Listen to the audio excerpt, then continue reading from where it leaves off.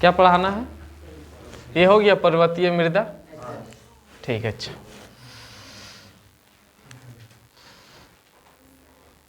ये पढ़ाना भारत की भूमि पर, है ना, पर कृषि, भारत की भूमि पर कृषि, ठीक है ना, भारत की भूमि पर कृषि, ये देखना है।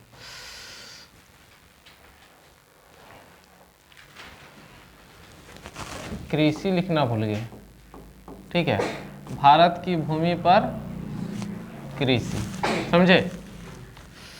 तो देखेंगे कि भारत की भूमि पर जो कृषि है, भारत का कुल भौगोलिक क्षेत्र का, भारत का कुल भौगोलिक क्षेत्र का जो है 54% पर जो है कृषि होता है। कितना होता है?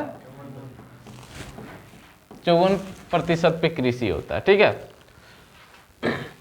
पंजाब एवं हरियाणा, पंजाब एवं हरियाणा में कुल भूमि का 80% क्षेत्र पर, है ना, 80% क्षेत्र पर कृषि होता है। कितने प्रतिशत पे? जैसे कि पंजाब और हरियाणा का जितना भौगोलिक क्षेत्र है ना, उसमें 80% भाग, 80% जमीन पे क्या होता है? खेती होता है। क्या होता है? खेती होता है। और लिखा है अरुणाचल प्रदेश, मिजोरम, मणिपुर, अंडमान निकोबार,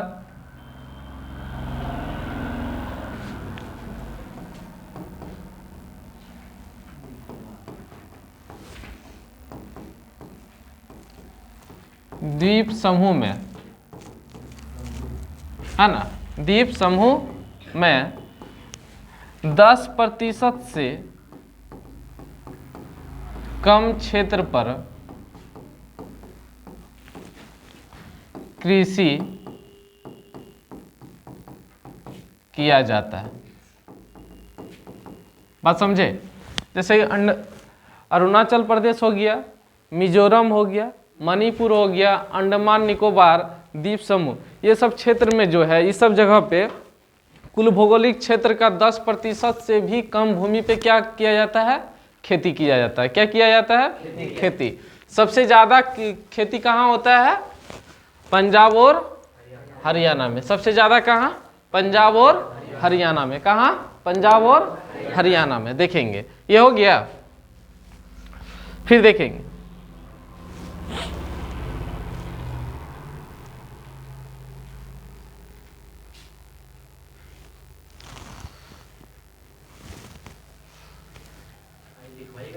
हाँ हाँ, देखेंगे पर्यावरण को संतुलित रखने के लिए, है ना, पर्यावरण को संतुलित रखने के लिए कुल भौगोलिक क्षेत्र का कितना प्रतिशत भूमि पे वन होना चाहिए? 33%। 33% मान लिया कि ये भौगोलिक क्षेत्र है, इसका मतलब कि 33% जो है, 33%, कितना प्रतिशत? 33% क्षेत्र पे वन का होना अनिवार्य है। यानी कि पर्यावरण को संतुलित रखने के लिए, किसको? पर्यावरण को संतुलित रखने के लिए। बात समझे? अब अभी जो है 33% जरूरी है, लेकिन है कितना? 20%। कितना है? 20% वन का ही विस्तार है। कितने प्रतिशत? 20% वन का विस्तार है। राष्ट्रीय वन नीति, राष्ट्रीय वन नीति कब बनाया गया था? 1952 को। कब? 1952 को। मतलब राष्ट्रीय वन नीति, वन नीति में वन के बारे में बताया गया कि कितना प्रतिशत होना चाहिए। बात समझे? तो कब बनाया गया था? 1952 को। अब मृदा संरक्षण, है ना, मृदा संरक्षण यानी कि उसका मृदा का बचाव, यानी कि उसकी गुणवत्ता को भी बचाव करने के लिए हमें क्या करना जरूरी होता है, यही ना। देखेंगे तो उसके लिए हमें क्या करना पड़ेगा? फसल चक्रण करना पड़ेगा। क्या करना पड़ेगा? फसल चक्रण। अब फसल चक्रण होता क्या कि फसल चक्रण जो होता है, फसल चक्रण में क्या होता है कि एक ही खेत में या एक ही स्थान पे अलग अलग प्रकार के क्या किया जाता है? खेती किया जाता है। मान लिया कि गेहूं लगाएं तो फिर धान लगाएंगे, फिर दलहन तिलहन सब अलग अलग फसल लगाएंगे, तो वहाँ का जो मिट्टी का उर्वरा जो शक्ति होता है वो क्या रहेगा, बना हुआ रहेगा। क्या रहेगा, बना हुआ रहेगा। यानी कि मृदा का क्या हो जाएगा, संरक्षण हो जाएगा। बात समझे। अब दूसरा बात क्या है कि पहाड़ी क्षेत्रों में, जैसे कि पहाड़ी क्षेत्रों में होता है ना, तो पहाड़ी क्षेत्रों में समुच्च जुताई करके, समुच्च जुताई क्या होता है, मान लिया कि पहाड़ी इलाका तो उसमें ऐसे इस प्रकार की हल से या तो खेती किया जाता है। समुच्च जुताई, मान लीजिए कि पहाड़ है, पर्वत है, ऊपर से नीचे क्या रहता है, ढलान रहता है। क्या रहता है, ऊपर से नीचे ढलान रहता है। ढलान में जो जुताई जो किया जाना चाहिए, सीधा ऐसे नहीं करना चाहिए। ऐसे करेगा, मान लिया हल ऐसे चलाएगा तो पानी पड़ा तो पानी मिट्टी को क्या कर देगा, बहा के ले जाएगा। लेकिन समुच्च जुताई में क्या होता है, सीढ़ी जैसा खेती होता है। कैसे होता है, सीढ़ी जैसा, कि वहां से पानी यहाँ रुक जाएगा, यहाँ से पानी यहाँ रुक जाएगा। बात समझे, वही हो गया तुम्हारा समुच्च जुताई। बात समझे। अब इसमें देखना है फसल चक्रण है क्या। वही जो बताएं कि भूमि पर अलग अलग फसल लगाकर, भूमि पर अलग अलग फसल लगाकर मृदा का पोषणीय जो स्तर को क्या किया जाता है, बरकरार रखा जाता फसल चक्रण में। मान लिया कि एक ही जगह पे, मान लिया एक खेत है, उस खेत में कभी धान लगाएं, कभी गेहूं लगाएं, कहीं दलहन लगाएं, है ना। तो अलग अलग जब फसल लगाएंगे तो उस खेत की जो मिट्टी है उसकी शक्ति बनी हुई रहती है, समझे। अब एक ही फसल बार बार लगाएंगे तो उससे क्या हो जाएगा, उस खेत की मिट्टी क्या हो जाएगा, मृदा क्या हो जाएगा, कमजोर हो जाता है। क्या हो जाता है, कमजोर हो जाता है। बात समझे। अब मृदा का संरक्षण देखेंगे।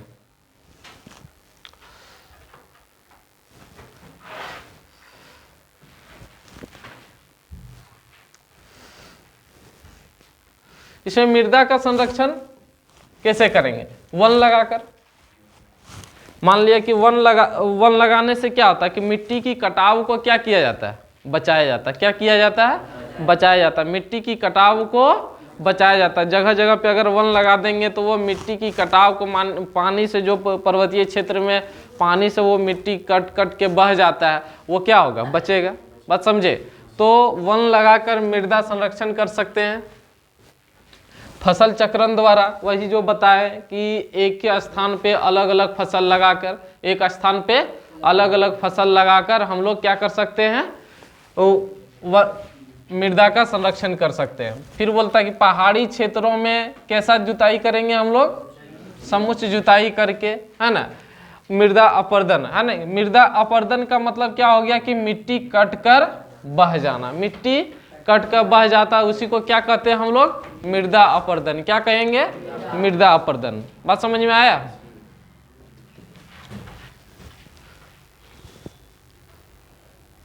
अब देखो अगला आ गया कि इसका खंड ख भाग का, इसमें जल संसाधन के बारे में पढ़ेंगे। क्या पढ़ेंगे हम लोग, जल संसाधन। जल संसाधन क्या होता है, बात समझे। तो चलो 2008 में, ठीक है ना,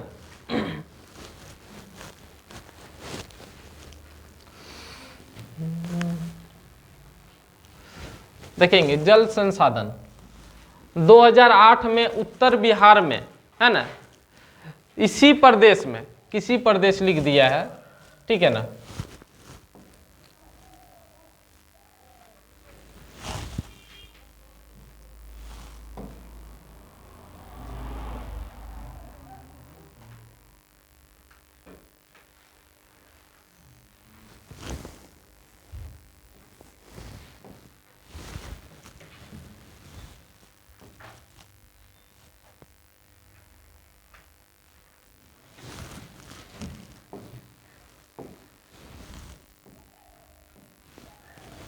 इसी प्रदेश के कोसी, है ना, कोसी नदी में, ठीक है ना।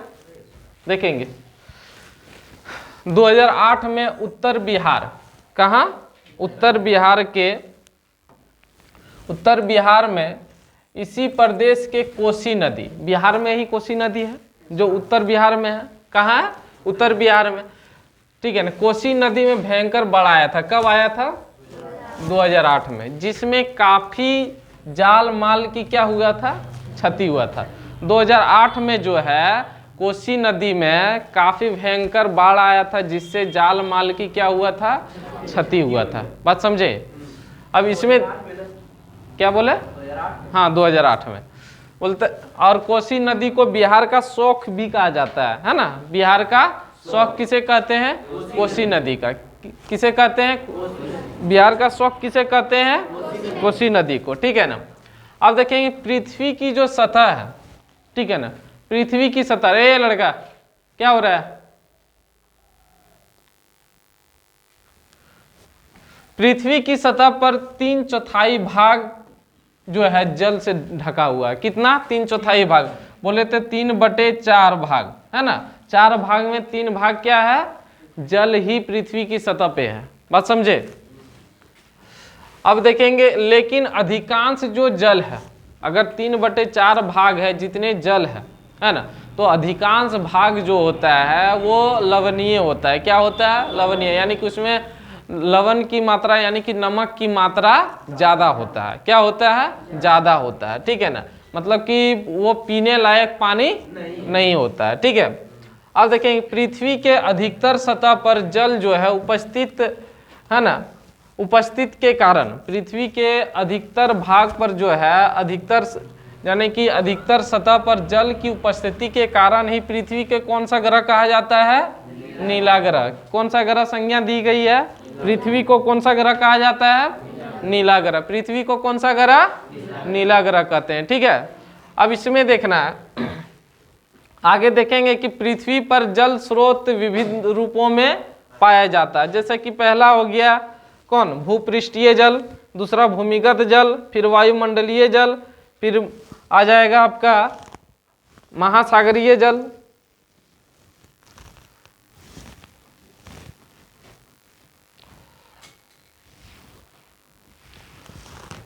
देखेंगे पहला क्या बताए थे?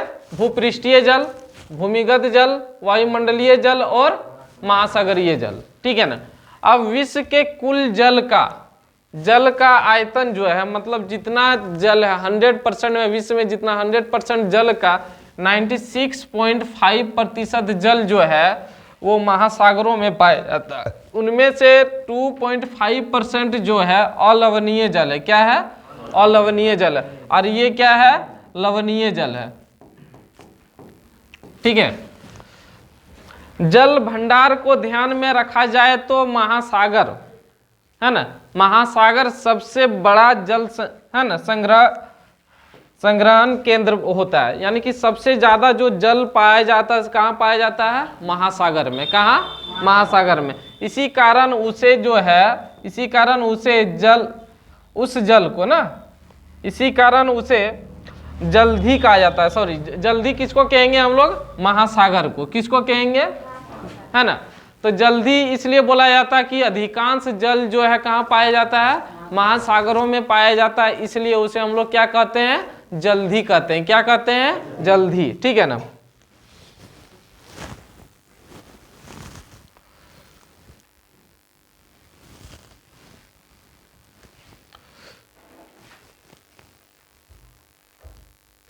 अब भूपृष्ठीय जल जो है देखेंगे, भूपृष्ठीय जल बोलता धरातल पर, भूपृष्ठीय जल यानी कि धरातल पर, धरती पर जो है, धरती पर है ना, धरातल पर भूपृष्ठीय जल का मूल स्रोत क्या है?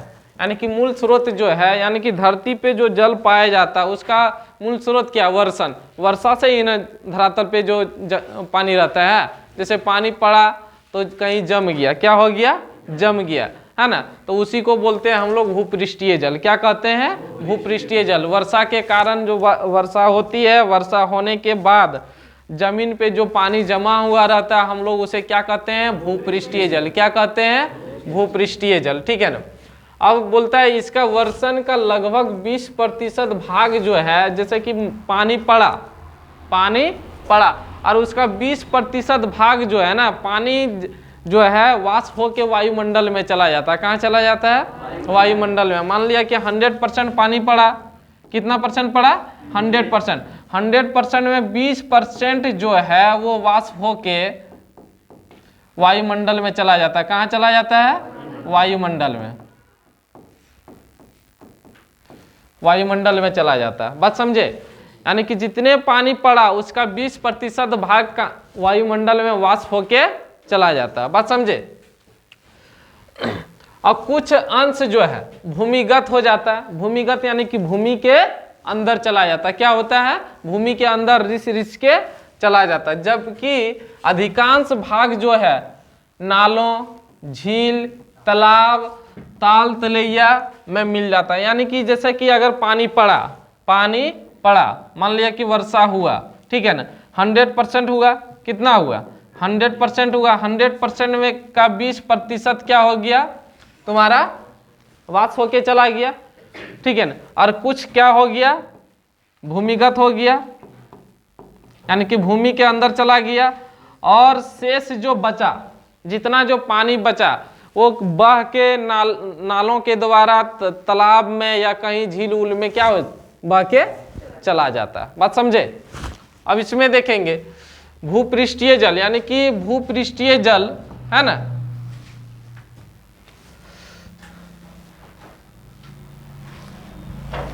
भूपृष्ठीय यानी कि भूमि पर, है ना। भूपृष्ठीय जल भूमि पर पाए जाने वाले जल को कहते हैं। क्या कहते हैं? भूमि पर पाए जाने वाले जल को क्या कहते हैं हम लोग?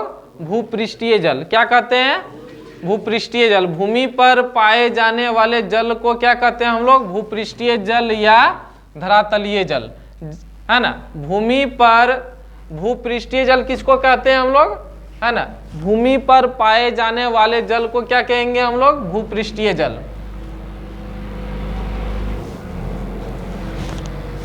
या ऐसे लिख सकते हैं भूपृष्ठ पर, है ना, भूपृष्ठ पर पाए जाने वाले जल को, भूपृष्ठ पर पाए जाने वाले, भूपृष्ठ पर पाए जाने वाले जल को क्या कहेंगे हम लोग? भूपृष्ठीय जल। भूपृष्ठ पर पाए जाने वाले जल को भूपृष्ठीय जल कहेंगे, ठीक है। या धरातलीय जल।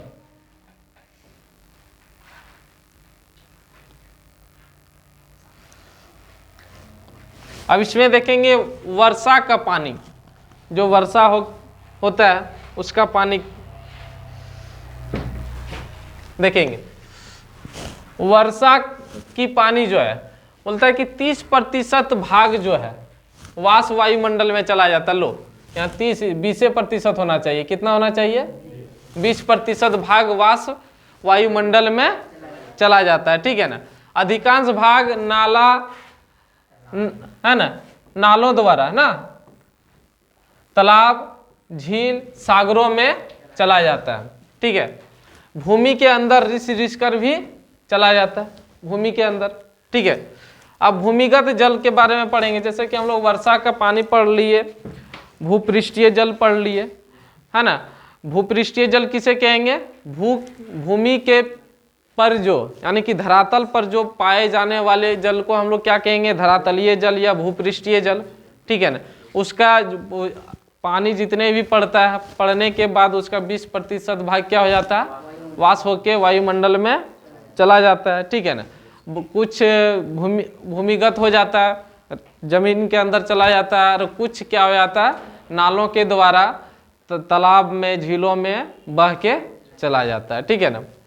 अब इसमें हम लोग देखेंगे कि भूमिगत जल, ठीक है ना। भूमिगत यानी कि भूमिगत मतलब भूमि के अंदर वाले जल को क्या कहते हैं हम लोग? भूमिगत जल, ठीक है ना। तो भूमि के अंदर छिद्रों द्वारा रिस रिस कर जो पानी चट्टानों में जमा हो जाता है। जैसे कि मान लिया कि ये जमीन का ऊपरी भाग है, बात समझना, यहाँ पानी है, यहाँ क्या है? पानी है, ऊपरी भाग में क्या है? पानी है। और जो ऊपर में जो पानी है उसको हम लोग बोलेंगे भूपृष्ठीय जल। क्या कहेंगे हम लोग? भूपृष्ठीय जल। जो ऊपर वाला जो पानी है, इस पानी को क्या कहेंगे हम लोग? भूपृष्ठीय जल, भूपृष्ठीय जल, ठीक है ना। अब इसी पानी जो है वो रिस रिस के चला जाता है नीचे, रिस रिस के क्या चला जाता है? नीचे चला गया। अब नीचे चला गया तो धरती के नीचे क्या है? चट्टान है। क्या है? चट्टान है। अब पानी जो है रिस रिस के जब गया तो इस चट्टान में यहाँ आके जम गया। क्या हो गया? चट्टान पे पानी क्या होता है? जम जाता है। और जब पानी जब जम जाता है इसी जल को हम लोग बोलते हैं भूमिगत जल। क्या कहते हैं हम लोग? भूमिगत जल। जैसे कि देखते हैं ना कि हम लोग जो चापाकल या कुआं से पानी निकालते हैं, कुआं से निकालते हैं ना, तो कुआं जब हम लोग खोदते हैं तो क्या होता है कि कहीं पानी मिलता है तो वो चट्टान पे ऊपर में रखा हुआ रहता है पानी। कौन पानी? जो वर्षा होता है, वर्षा होने के बाद वो रिस रिस के कहाँ चला जाता है? जमीन के अंदर। और जमीन के अंदर में चट्टान है, बड़ा बड़ा चट्टान है, उस चट्टान पे पानी क्या रह जाता है? रुक जाता है, जिसके कारण हम लोगों को चापाकल, नल या कुआं से हम लोग पानी उससे क्या करते हैं? निकालते हैं। देखता होगा कि जिस साल कम वर्षा होता है तो उस वर्ष भूमि जो जल जो है, जल का जो लेयर है वो काफ़ी क्या हो जाता है? नीचे चला जाता है, नीचे चला जाता है ना। तो उसी के कारण कि वहाँ का पानी क्या हो जाता है? खत्म हो जाता है। बात समझे? अब इसमें देखना है कि जैसे ये पृथ्वी है, पृथ्वी को दो भाग में बांटता है विषुवत रेखा, है ना। एक हो गया ये दक्षिणी गोलार्ध और ये क्या हो गया? उत्तरी गोलार्ध। तो उत्तरी गोलार्ध को बोलते हैं कि स्थलीय गोलार्ध। क्या कहते हैं? स्थलीय गोलार्ध। अब स्थलीय गोलार्ध इसलिए इसे कहा जाता है क्योंकि यहाँ स्थल ज़्यादा पाया जाता है, यानी कि धरती यहाँ स्थल ज़्यादा, यहाँ समुद्र या महासागर कम है, वहाँ पानी की मात्रा कम है। लेकिन दक्षिणी गोलार्ध को जो है, दक्षिणी गोलार्ध को क्या बोलते हैं? जलीय गोलार्ध, क्योंकि दक्षिणी गोलार्ध में जल की मात्रा क्या है? ज्यादा है। क्या है? ज्यादा है। बात समझे? अब देखना है इसको, जलीय गोलार्ध किसे कहते हैं, है ना।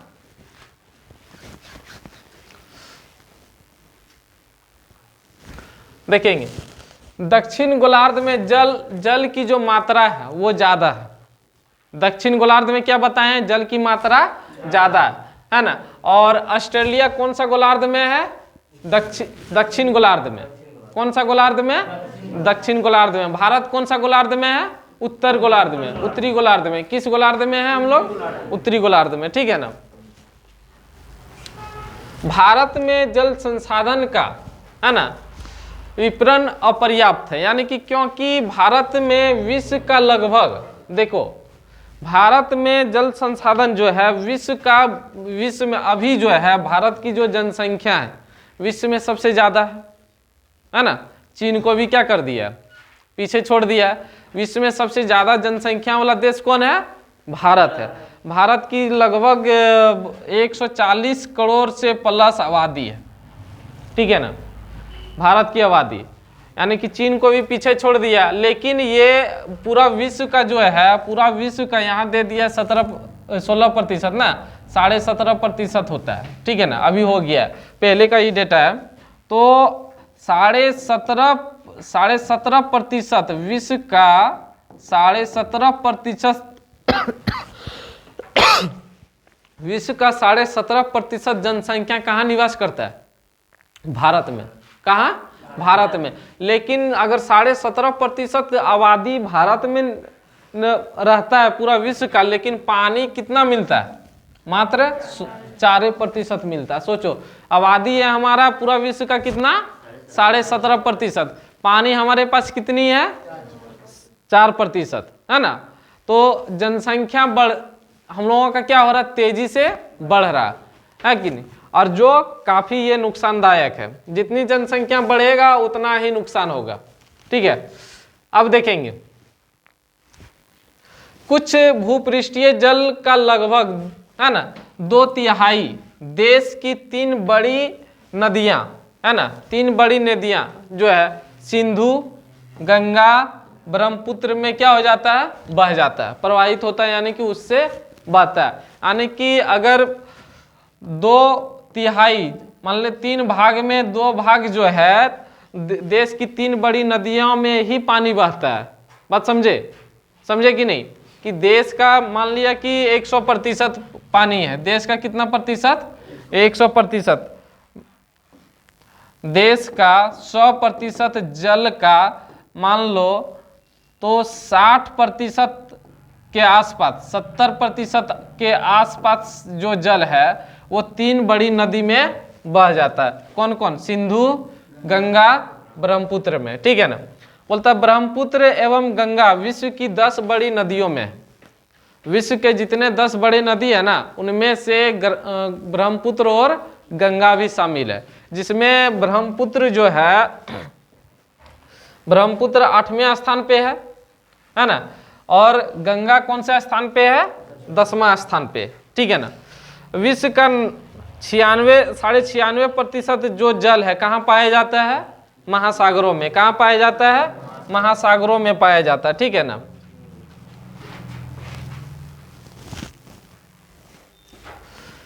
ये बताए थे कि लवणीय जल यानी कि जिसमें नमक की मात्रा होती है, जिसमें नमक की मात्रा होती है, ठीक है। और अलवणीय जल क्या होता है, जिसमें नमक की मात्रा नहीं होता है। अलवणीय में जिसमें नमक की मात्रा नहीं पाया जाता है, ठीक है ना।